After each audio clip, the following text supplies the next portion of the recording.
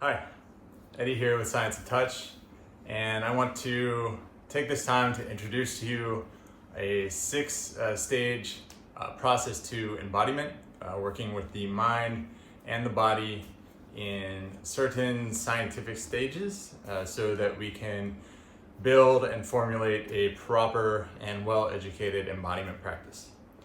Now, one thing we notice in periods of social discourse or social unrest like this one, currently where we're, say, in a 14-day to 30-day quarantine, is the tendency for the mind to wander and fluctuate when there's not a proper embodiment practice established. And with a racing mind comes the tendency to have unresolved parts of ourselves, or even, dare say, dark parts of ourselves come to the surface. Social dysregulation can ultimately lead to like a rumination of the mind and bring about feelings of entropy, paranoia, existential anxiety, things we just generally don't want.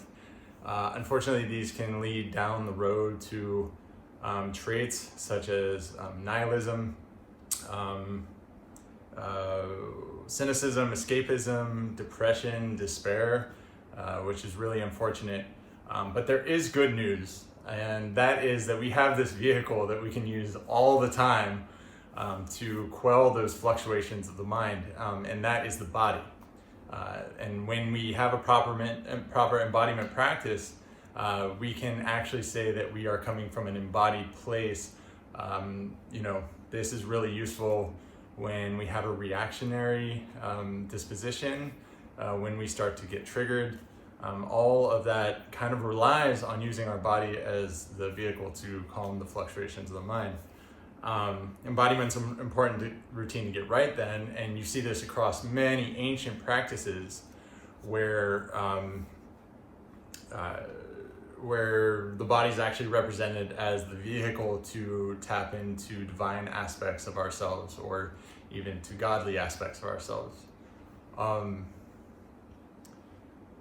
But the number one key ingredient of embodiment is to quell the fluctuations of the mind. That's always the first step, and often our bodies are a victim of the dissociative aspects of our fluctuating reactions and our fluctuating mind. We often forget about our bodies as the vehicle. When we do get a proper embodiment practice, not only are we regulating the nervous system peripheral nervous system, but we're also clarifying delineations in our emotions or our emotional or reactive states, and leading to better definitions of our feelings, which is very important. That's why I want to present this six-stage process to you. The suffix ception is one that we see across our language. So this is called working with your ceptions. Is going to be the title of this six-stage embodiment practice. So often our English language is very limited when being able to describe internal states. Typically, we apply a feeling-focused definition to how we're feeling inside, such as sticky, rough, bubbly, and there's many other terms that we could use. But the only thing scientifically that we really have to use is the suffix ception. And ception is a suffix applied to a noun to describe layering or a nesting or a recursion. And we use this many times when pertaining to bodily or mental states, bodily or mental constitution, rather. And unless I miss one, these six are the most used when applying to the individual. Interoception, the internal awareness of our body at any given time. Proprioception, how we represent ourselves in our somatosensory in space, how we represent our bodies in space. Nocioception, how we deal with our pain body and our awareness of pain. Reception, how we treat our bodies and how well our sensory information is being received. Perception, how I perceive the world, how I perceive people, how they perceive me. And conception, how we construct our views, how we construct our perceptions of certain people's, places, or things. So in the coming days, I'm going to be defining each of these a little bit better for you.